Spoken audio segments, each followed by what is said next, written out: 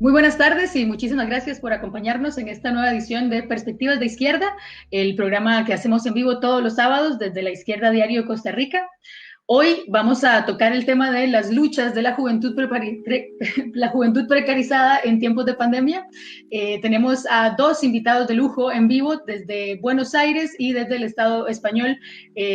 Hoy vamos a discutir, como les decía anteriormente, diferentes ejemplos de cómo la juventud trabajadora tiene herramientas políticas y de lucha que utiliza para hacerle frente a la crisis económica que se ha abierto a raíz de la situación de la pandemia, ¿no?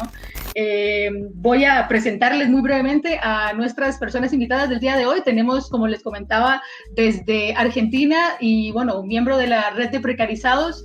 Tenemos a Macarena, que también es militante de la juventud del PTS. ¿Cómo estás, Macarena? Hola, ¿cómo estás, Pavo? Todo bien por acá. Muchísimas gracias por acompañarnos hoy. Y también, como les comentaba, desde el Estado español tenemos a Asier, que es delegado sindical y trabajador de la cadena de Telepizza, también militante del CRT. Hola, ¿qué tal, Paula?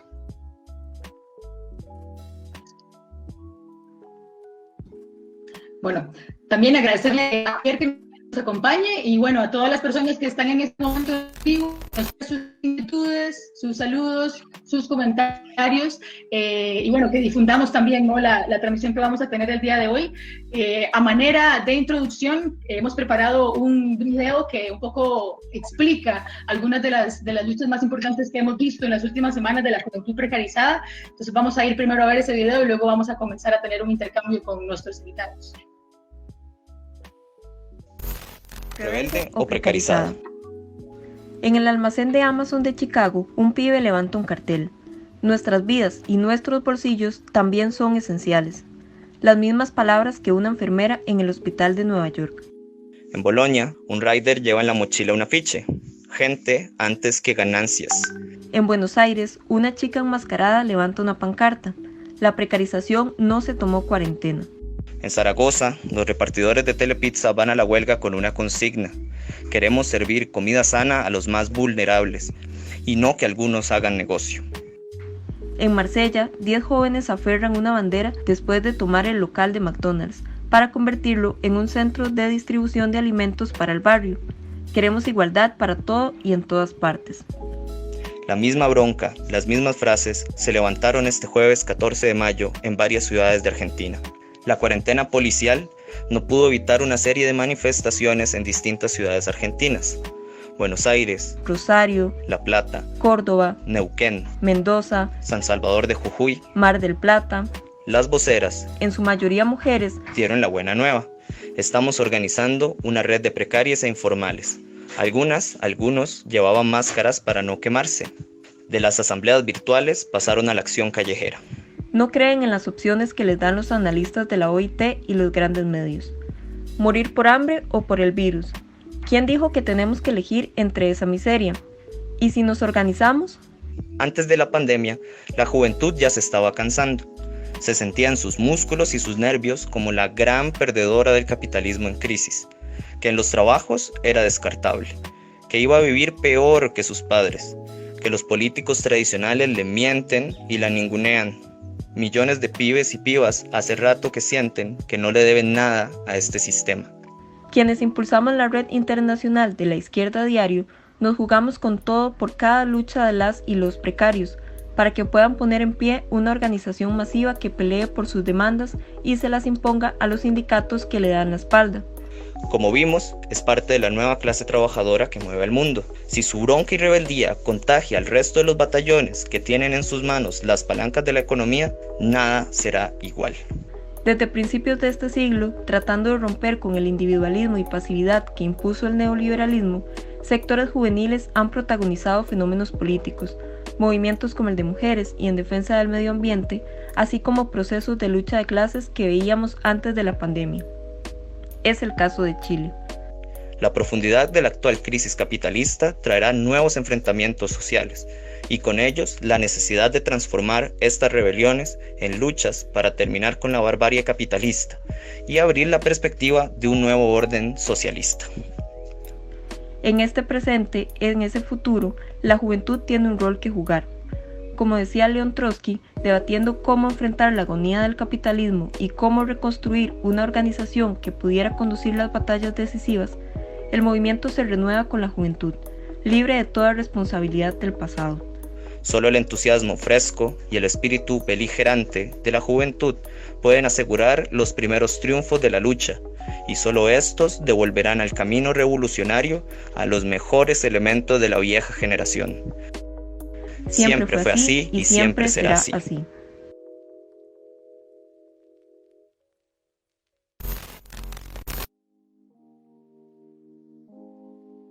Recorrido que hemos hecho por las luchas más relevantes que hemos visto en los últimos días de la juventud precarizada en el mundo. Bueno, ahora queremos continuar el intercambio que tenemos el día de hoy con nuestros invitados. Como les comentaba al inicio, ambas las dos personas que nos acompañan el día de hoy, tanto Asier como Macarena, son también corresponsales de la Red Internacional de Izquierda Diario. Ambos han escrito y han explorado sobre las experiencias de organización de las cuales forman parte y de las cuales nos van a comentar el día de hoy.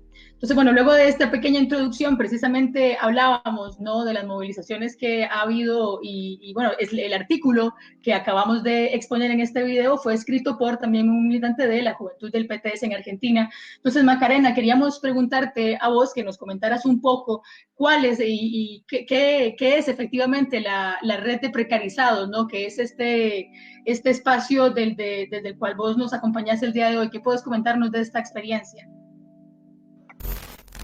Bueno, yo soy parte de la red de precarizados, trabajadores informales, despedidos, monotributistas.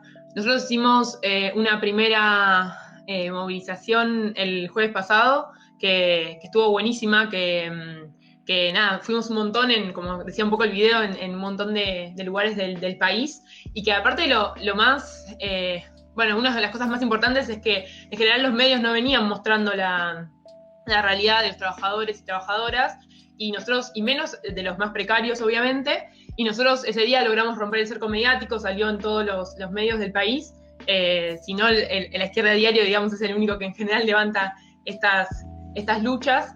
Y nada, hicimos una movilización con distanciamiento social en las principales ciudades.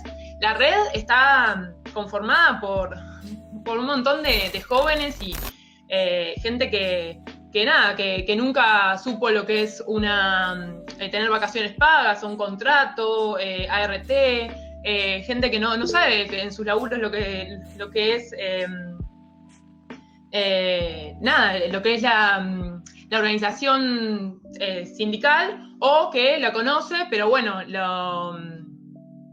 lo que conoce la organización sindical, digamos, es más que nada un grupo de burócratas o gente que no tiene nada que ver con ellos, que se sientan a negociar con la patronal. Entonces, a todos esos sectores nos parece que son los más afectados ahora por la pandemia, que está bueno que tengan su espacio para organizarse y para pelear por sus demandas.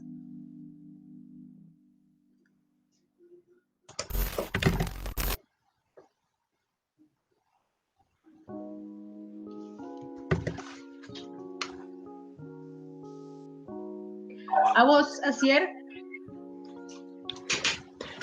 Hola. Un pequeño problema técnico ahí, pero bueno, ya entramos. Precisamente queríamos preguntarte a vos, Asier, desde el Estado español, ¿qué nos puedes comentar sobre estos procesos de lucha de la juventud desde tu lugar de trabajo, desde Telepizza, y de la experiencia que han tenido ustedes allá? ¿Qué nos puedes comentar sobre eso? Pues sí, ¿se me oye bien? Pues mira, cuando el gobierno declaró el estado de alarma y confinó a gran parte de la población, a nosotros que trabajamos en Telepizza, que es una multinacional española que se dedica a las ventas de pizzas a domicilio, nos obligaban a trabajar sin ninguna clase de protección y de protocolo de prevención, ¿no? En ese momento, desde el sindicato, nosotros lo que hicimos es que cogimos un artículo que hay en la ley laboral para llamar a los trabajadores y trabajadoras que están trabajando en las tiendas a paralizar la producción mientras se seguía poniendo en riesgo la salud de la plantilla, ¿no? Y mientras la empresa se negase a hacer un plan de prevención realmente efectivo y sobre todo que se cumpliera, ¿no? Gracias a la paralización que impusimos, que bastantes trabajadores la secundaron en algunas tiendas y conseguimos que obligara a la empresa no solo a implantar un protocolo de seguridad muchísimo más estricto, sino también a darnos mascarillas, geles, que antes de hecho nos negaban, ¿no? Sin embargo, la reacción a esto fue que la empresa sancionó a una decena de trabajadoras por negarse a trabajar sin protección las primeras semanas, que fue el estado de alarma, ¿no? en el Estado español, sobre todo con el objetivo de que pretendía la empresa era amedrentar a la gente, ¿no?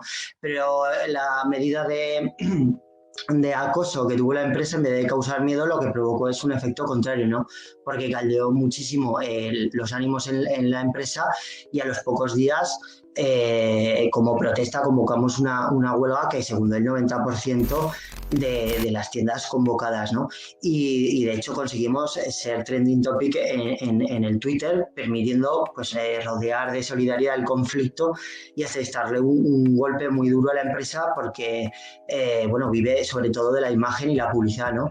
Y se vio obligada incluso a sacar un comunicado de la propia multinacional por la cantidad de gente que se solidarizaba con los conflictos, con el conflicto en las redes sociales. Por otro lado, también lo que venimos exigiendo, en primer lugar, es que en todas las, no solo en nuestra ciudad, sino en otras, que se pelee porque los delegados, que en todas las tiendas se creen comités de trabajadores para controlar y prevenir el virus, ¿no? También exigíamos que todas las personas vulnerables se vayan a casa con el 100% del salario pagado por la empresa, que se nos dieran los atrasos que nos debía también la empresa de meses anteriores, que se prohibieran los despidos y que sobre todo también que se redujesen las horas sin tocar el salario mensual medio, para que no mandaran a nadie a la calle, ¿no? Desgraciadamente, esto no es lo que defendió la burocracia sindical, que acabó firmando la suspensión temporal de miles de trabajadores, que reduciendo el salario un 30%, y encima eso fue costeado por las arcas públicas, ¿no?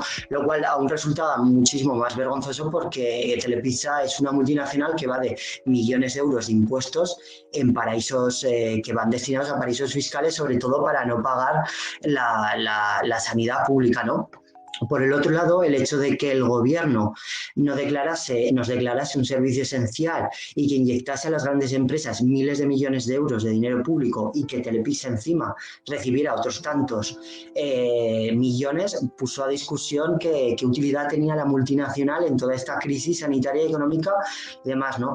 Por eso nosotros lo que planteamos es que, ¿por qué no hacíamos como lo que hicieron los trabajadores de Marsella, ¿no? Como has contado antes, ¿no? O que contaban en el vídeo, ¿no? ¿Por qué las cámaras frigoríficas, los hornos y las motos no se ponían bajo el control de los trabajadores para llevar comida sana a las personas más vulnerables o a aquellos que no puedan salir de su casa? O también para garantizar que la empresa no especule los precios o no evada impuestos que podrían ir destinados a la sanidad pública y a pagar los salarios, ¿no? O, por ejemplo, ¿por qué no se ponía bajo el control de los trabajadores para que junto a familias y dietistas profesionales elaboren menús saludables y no comida basura?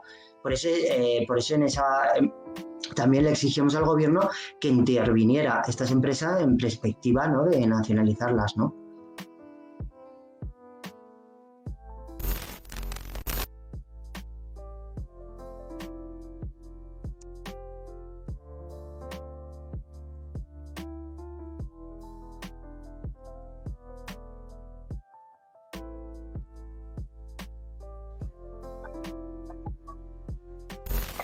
Somos parte de una red internacional en 8 idiomas, con periodismo militante en 14 países y 30 ciudades. Ahora en Costa Rica, trayéndote lo que los medios tradicionales no quieren mostrar.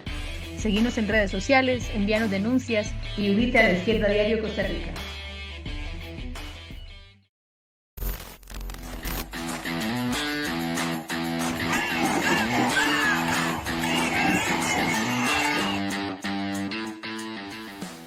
En contexto, la organización Pan y Rosas Internacional.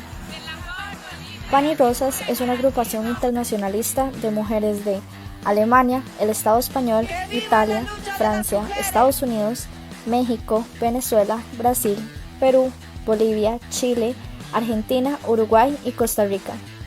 Somos militantes socialistas revolucionarias. Luchamos por construir organizaciones políticas con un programa de la clase trabajadora. Consideramos que solo la revolución social que acabe con este sistema de explotación capitalista puede sentar las bases para la emancipación de las mujeres y de toda la humanidad. Seguimos en redes sociales como Pan y Rosas Costa Rica y La Izquierda Diario Costa Rica.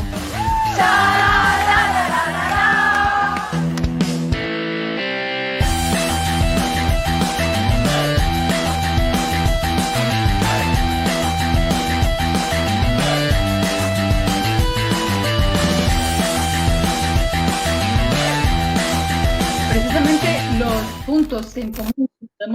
los puntos en común que podemos ver entre las experiencias de los compañeros en Argentina y lo que nos comentaba vos ayer en el Estado español, en Telepizza, son precisamente las fortalezas, ¿no? de una clase trabajadora joven que empieza a hacer experiencias de lucha y que lo hace en un terreno, digamos, en el que la crisis ha demostrado que no tiene ninguna opción el capitalismo para nuestra generación, ¿no?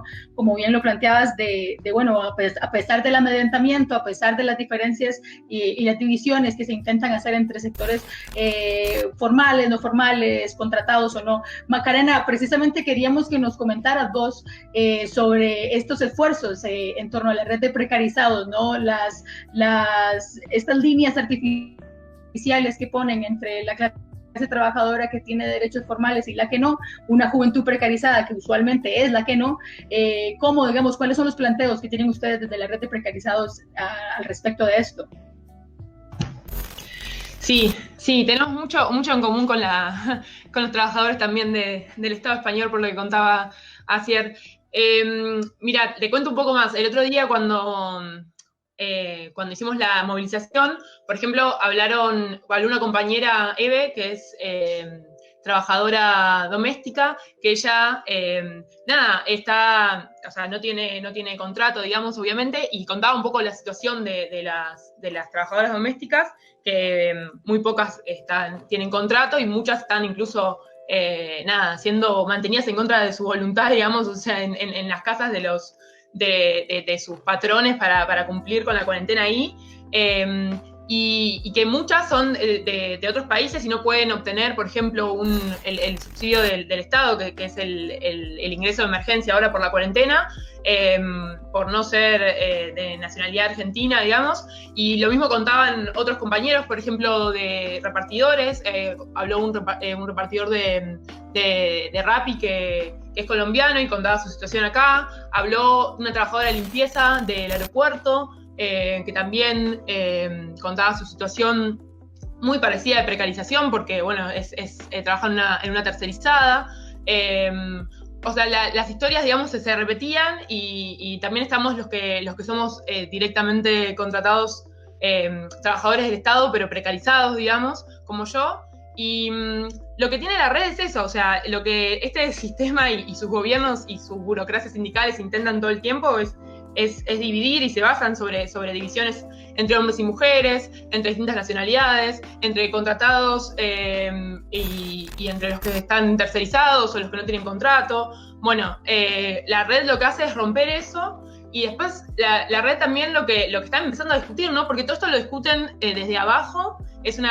Somos muchos y nos autoorganizamos, o sea, lo que hacemos es hacer asambleas virtuales. Hoy justo hay una, ahora en un rato, yo cuando termino acá me conecto, pero lo que hacemos son asambleas virtuales que obviamente con mucho cuidado para que nadie pierda su laburo, tenemos medidas de seguridad, y decidimos desde abajo. Eso es parte de nuestros principios, digamos, o sea, decidimos entre todos, algo que muchos nunca tuvieron una experiencia de organización y muchos nunca tuvieron una experiencia de poder decidir ellos mismos qué demandas quieren presentar y cómo las quieren pelear.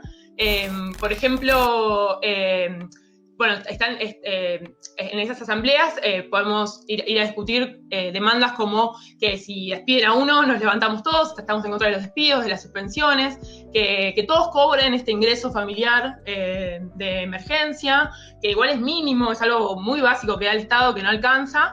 Entonces decimos que todos necesitamos un salario de cuarentena de 30.000 pesos, que 30.000 pesos sería lo que más o menos alcanza para cubrir la canasta familiar por mes, y que eso tiene que salir de las grandes multinacionales, digamos, de que esa plata la pongan las empresas, o sea, que el Estado haga un impuesto a las grandes fortunas. También queremos, igual que lo que contaba el compañero, queremos que haya delegados en los lugares de trabajo y que se reconozcan como delegados. Bueno, esas son algunas de las demandas que solemos discutir y bueno, y decidir qué acciones vamos a llevar adelante todos juntos.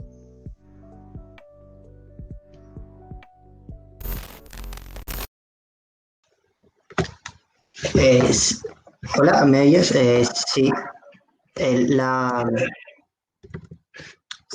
Pues bueno, la experiencia en Telepisa es como os comentaba antes, ¿no? Que la empresa se puso sin ninguna clase de medida de control después del estado de alarma, se negó a dotar de prevención y seguridad a los trabajadores y bueno, nosotros los trabajadores nos organizamos para paralizar las tiendas, para exigir medidas de seguridad, consiguiendo que nos diesen mascarillas, guantes, etcétera, etcétera, ¿no? No solo esto, sino que venimos exigiendo otra serie de medidas, como te comentaba antes, y además poner en cuestión un poco qué utilidad social tenía Telepisa en toda esta crisis sanitaria y social y económica que vive y tal el Estado español. Y bueno, además de esta experiencia que tuvimos en estos meses, el año pasado también no fue con la pandemia que los trabajadores han empezado a organizarse, ¿no? Desde el año pasado, que ya venían sufriendo las consecuencias del aumento increíble de la precariedad en el Estado español, ¿no? Porque, por ejemplo, el año pasado fue una lucha histórica en la empresa, porque fue la primera vez desde 1987 que se funda la empresa que los trabajadores de Telepisa organizaron la primera huelga de la historia de la empresa, ¿no? Con un éxito total, que salieron organizamos las huelgas en alrededor de cinco ciudades y el 70 y el 90% de la plantilla salió, ¿no? De hecho, fue un éxito, sobre todo en contra de aquellos que dicen que es imposible organizar la juventud precaria, ¿no? Y que la juventud trabajadora nos tenemos que organizar por fuera de los sindicatos, por fuera de la lucha de clases, de los métodos de la lucha de clases, que no hace falta huelgas, ni cajas de resistencia, ni nada, todo lo contrario. Incluso este sector de trabajadores que no dure, que sus contratos no duran casi ni un año y cobran una miseria de sueldo con unas pocas horas al mes para sobrevivir, que muchos de hecho tienen que buscarse otros trabajos para poder completar su sueldo para llegar a final de mes, ¿no? Y bueno, fue una huelga muy importante porque además consiguió que obligarle a la empresa a que le pagase los salarios impagados que se negaba a conceder a los trabajadores, ¿no? Y no solo eso, sino que fue también un hecho importante en la empresa y además en el movimiento obrero, porque hicimos en Zaragoza, por ejemplo, hicimos 2 huelgas y la segunda llamamos a una huelga de precarios, ¿no? Y fue la primera vez que hicimos también una huelga a los trabajadores de Telepizza, de la multinacional, junto a los repartidores de Globo y Uber Eats, ¿no? ¿no?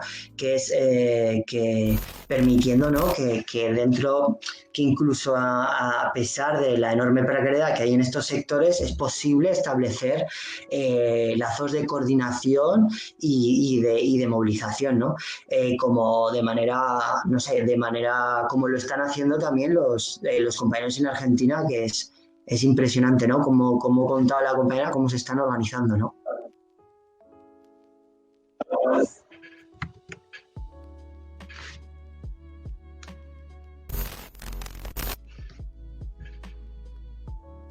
Claro, y precisamente como mencionaba Asier, eso es el intercambio que queremos tener el día de hoy. Entonces, bueno, vamos a presentarles, como ya les había anunciado, las declaraciones, un poco el mensaje, ¿no? Que tiene un trabajador, un repartidor de Uber Eats para comentarles, de Globo también, me parece también, para que ustedes puedan entonces comentar, Maca y Asier, un poco cuál sería el mensaje que ustedes les darían desde sus experiencias, desde donde ustedes están, para un joven como él que se conecta el día de hoy con nosotros y nosotras. Vamos a escuchar primero ese audio y luego vamos directamente a conversar con Maca y con Asier.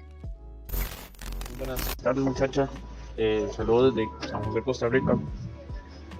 Bueno, yo, como me dice un amigo, yo soy trabajador de la aplicación de la multinacional de Globo. Yo tengo aproximadamente año y un poquito más de trabajar con Globo.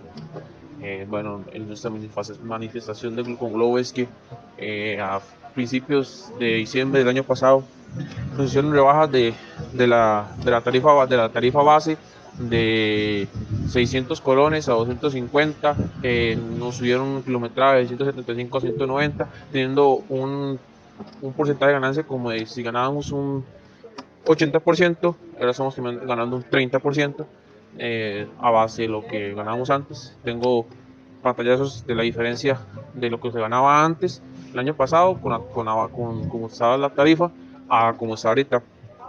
Nos dijeron que iban a poner multiplicadores, bueno, en pocas palabras dinámicas, que iban a ser todos los días. Bueno, dijimos, está bien, se lo aceptamos, igual hicimos una manifestación, pero no nos hicieron caso. Y siempre hicieron el arreglo de la tarifa. Cuando hicieron el arreglo de la tarifa, pusieron los multiplicadores, según ellos, y dijimos, pucha, está bien, hay multiplicadores y estamos viendo, ganando de un 100, estamos ganando un 50% de lo que ganábamos antes. Normal. Al principio de la pandemia, con el COVID-19, el Globo vio que ellos van a tener prioridad para poder trabajar, o nosotros tenemos prioridad para poder trabajar, nos quitaron los multiplicadores en ganar sobre la tarifa base más el kilometraje, en el cual vimos un redujo en nuestras ganancias de un 50%. Tenemos compañeros que han tenido rebajas muy bajas, han tenido quincenas que son muy bajas, y antes hacían, por ejemplo, 500.000 colones, ahora están haciendo 250.000 colones. Nosotros de bicicleta estamos haciendo 150, bajamos a 100 o a 120 por quincena, que para nosotros es muy bajo para el salario mínimo. Nos reducieron las horas de 12 a 10 horas. Cuando esto se pone muy bueno, nos dan esas 2 horas que nos quitaron, y cuando ya baja la demanda, nos dejan a 10 horas. Meten personal a tirar para arriba. Esta pandemia metieron más de 500 o hasta 700 personas más, personas que vienen y solo dicen, me escribo a Globo, los meten y van a trabajar, y sin saber lo que es la aplicación, cómo se mueve Globo, de qué se trata Globo. Nuestra molestia es esa, de que nosotros a los más viejos, los que tenemos más tiempo, nos están dejando de menos, y somos los que nos comemos, por ejemplo, como decimos popularmente aquí, las broncas o los problemas de los más nuevos para solucionarlos. Globo aquí hizo lo que le dio la gana en Costa Rica, empezó muy bien, empezó súper bien, sin quejas, sin nada, súper buen trabajo, todo el mundo recomendado, tenían su límite de entrada de personas a la aplicación, pero cuando vieron que en Costa Rica se metió en Costa Rica como de los más grandes delivery del país, porque en Costa Rica generamos millones, estamos generando millones con ganancias hacia Globo. Empezaron a tener partidores, bajaron las tarifas, bajaron todo. Hasta, por ejemplo, nosotros pagamos 5.000 colones de lo que es el uso de la aplicación quincenalmente, la subieron a 8.000 colones, ganándose un porcentaje. Si somos 1.500 Glovers, se están ganando casi 22 millones de colones. Un aproximado, un redondeo. Entonces, estamos viendo muy beneficiados, muy humillados en ese sentido. Bueno, nuestro país ya metió en el programa lo que es el IVA, el impuesto de valor agregado, que el Globo nos paga el 13% de nuestro trabajo. Cuando tenemos un saldo negativo en la cuenta hacia ellos de nuestra facturación, nos tocan ese IVA. Ese IVA aquí en las leyes del país es completamente ilegal hacer eso, tocar el IVA. Y son muchas cosas que Globo tiene, y como le dije a mi compañero, yo apoyo completamente el movimiento, yo apoyo completamente lo que quieren hacer, porque Globo aquí en el país está pasando un poco de la raya. Empezó muy bien y está terminando muy mal. Y queremos realmente estar en ese paro nacional, y llamamos a los compañeros para que, así como en España, en algunos de los estados ganaron la pelea contra Globo, también queremos ganar la pelea contra Globo en este país, siendo el mejor país centroamericano que le ha dado ganancias a Globo a tirar por arriba.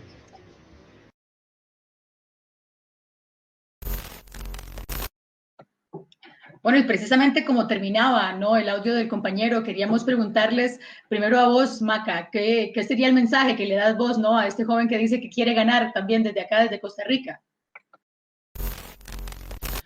Bueno, no, yo lo que pensaba cuando lo escuchaba al compañero que reparte en Uber Eats, ¿no? Era nada, que antes de la pandemia, antes que empezara todo esto de la cuarentena, por ejemplo, acá en Argentina hay como 70 mil repartidores de apps, y eran parte casi del paisaje de la ciudad, digamos, eran bastante invisibles, y cuando la gente tuvo que recluirse en sus casas, y la mayoría de los que pudieron lo hicieron, y con la cuarentena obligatoria se notó que ellos seguían andando, y que son realmente esenciales, y son esenciales para no solo para la economía en general, sino para la cuarentena. Entonces, que tienen que pelear porque sus vidas también son esenciales y que necesitan. Acá, por ejemplo, también pelean por el 100% de las tarifas, y lo que estamos viendo es que es una pelea que se da en todo el mundo, y que la fuerza, digamos, que tienen es cuando se unen con otros trabajadores que, por ejemplo, no sé, si atacan a los trabajadores de Rappi, Globo, Uber Eats, nos podemos movilizar todo el resto por sus derechos también.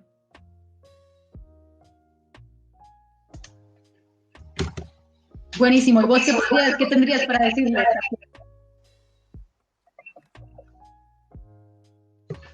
Sí, pues como dice la compañera, yo creo que es el mejor consejo, ¿no? Es el de salir a luchar, organizarse y realmente coordinarse con otros sectores para ser más fuertes, ¿no? Y yo creo que ese ejemplo también es para el Estado español. Hay miles y miles que al calor de la crisis 2008 aparece cuando apareció la empresa de Globo en el Estado español. Pues lo que dice la compañera, ¿no? Pues miles de compañeros circulando por las calles, repartiendo las comidas y todo tipo de productos, ¿no? Que por un mísero sueldo, ultra precarizados, falsos autónomos y tal, ¿no? Y de hecho, ahora en el Estado español llevan un tiempo que, gracias a que se han empezado a coordinar en distintas ciudades entre ellos y tal, a pesar de la enorme fragilidad o estabilidad, la poca estabilidad que tienen, ¿no? Porque hay una renovación muy grande de trabajadores y tal, han conseguido organizarse en cada ciudad y coordinarse y hacer acciones que han impactado y que por lo menos en el Estado español tienen un apoyo de la población muy importante. Y yo creo que como dice la compañera, la clave es pelear por seguir organizándose y coordinarse con otros trabajadores del resto de aplicaciones, pero también, ¿no?, otros trabajadores como lo hicimos aquí, ¿no?, en el Estado español, con los pizzeros y otros trabajadores precarios, ¿no?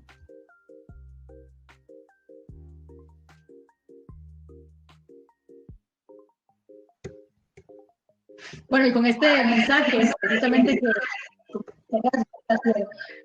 nos gustaría pasar entonces al final de este intercambio, ¿no? queríamos plantearles una pregunta porque, bueno, en este momento estamos intercambiando como ustedes como representantes de organizaciones distintas, vos, Asier, de delegado sindical, del lugar donde vos trabajás, que es una cadena de comida rápida, vos, Maca, como representante de esta plataforma de precarizados y precarizadas en Argentina, que incluye a trabajadores y trabajadoras de distintas áreas. Pero bueno, ustedes también son militantes de organizaciones de izquierda que llevan adelante programas, planteos pues más generales, ¿no? Entonces, un poco queríamos preguntarles cómo es que un poco eso confluye, ¿no? ¿Cómo es que entonces es necesario que quienes nos organizamos en tanto clase trabajadora para defender nuestros derechos, como bien comentábamos anteriormente con el compañero que nos mandó el audio, ¿no? Desde acá, cómo combinamos eso con un proyecto que planteamos ir por un futuro que merezca ser vivido, ¿no? Como nos decían algunos compañeros de Chile en el acto del 1 de mayo que tuvimos hace poco. Queríamos preguntarles entonces, ¿cómo es que se combina, ¿no? Su militancia con precisamente su organización en tanto representantes de la clase trabajadora? Bueno, queríamos explorar esa pregunta primero con Asier y luego vamos con la respuesta que nos tiene Maca.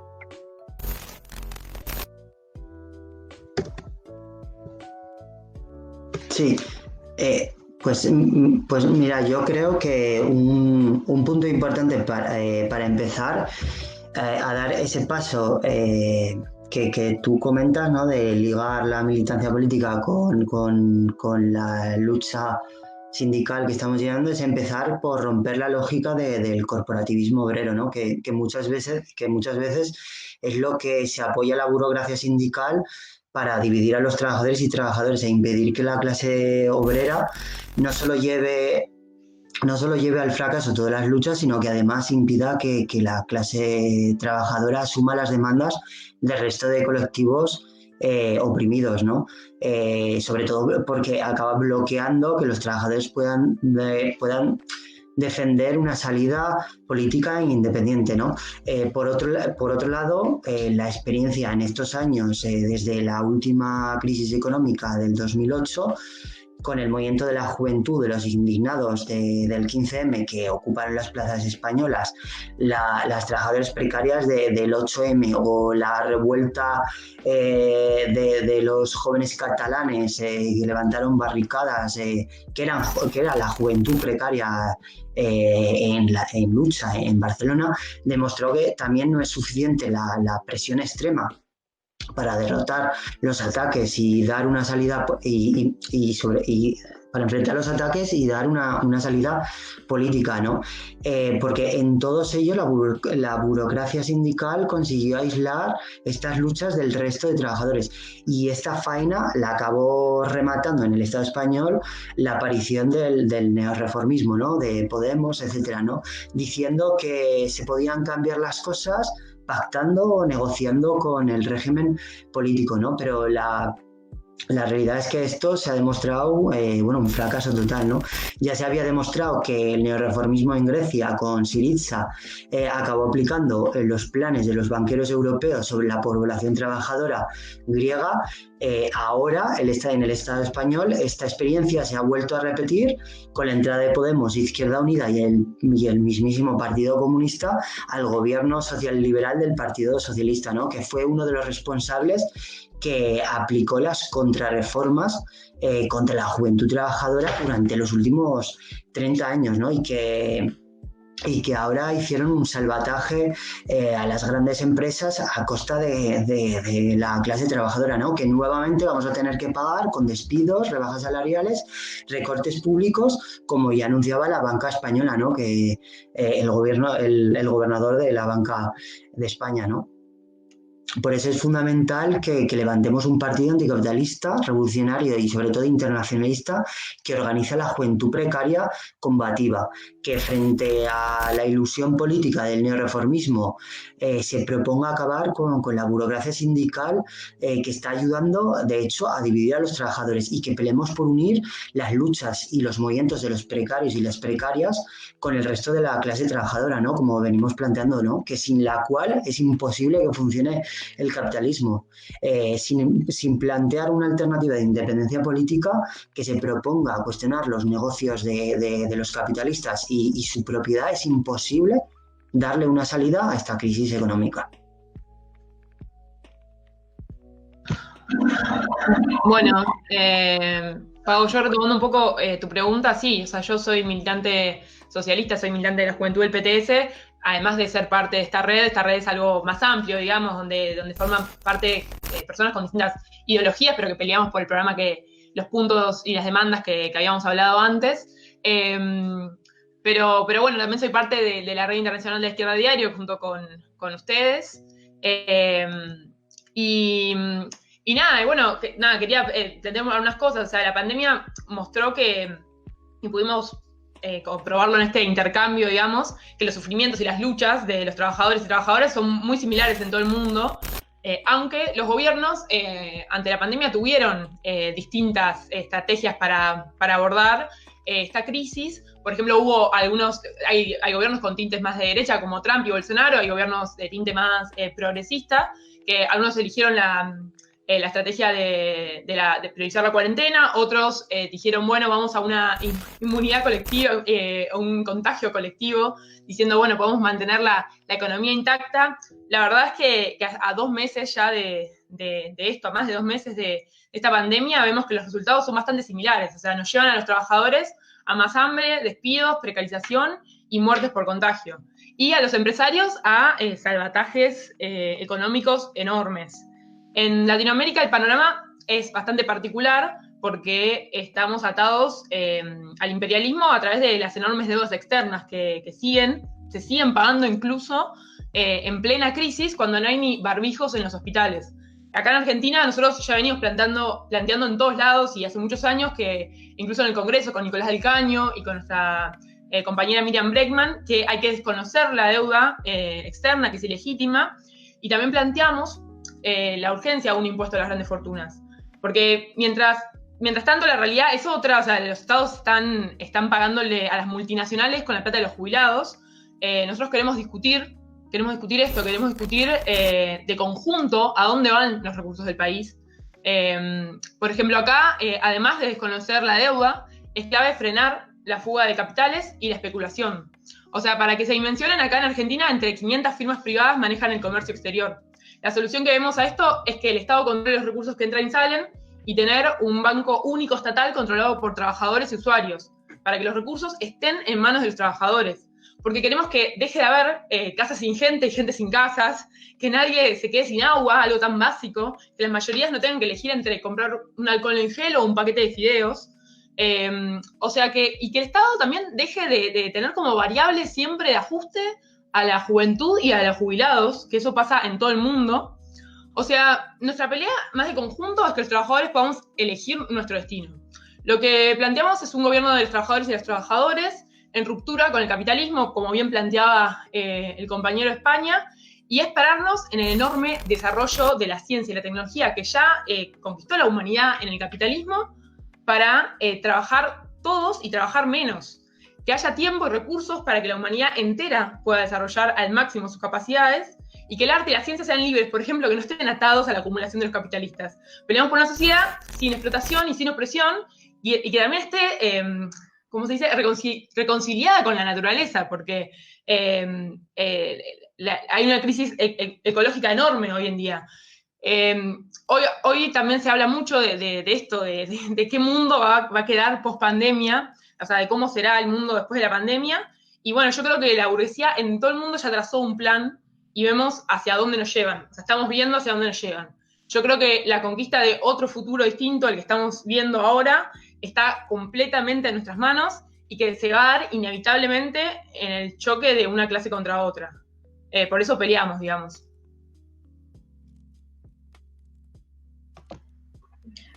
Bueno, un cierre de lujo el que nos da Maca desde Buenos Aires. Efectivamente, esa es como con la idea con la que queremos terminar pues el programa del día de hoy, en el que tuvimos la oportunidad de intercambiar efectivamente con esa fuerza, esa voluntad de lucha que hay en la juventud, que no se resigna, que no tiene miedo y que se ha expresado de muchísimas formas en el mundo, en un mundo que ahora, bueno, pues tiene otras coordenadas, ¿no? Entonces, de nuevo, pues agradecerles a nuestros invitados, tanto a Asier como a Maca, que nos ayudaron a hacer un altavoz de las luchas de la clase trabajadora y de la juventud precarizada específicamente el día de hoy.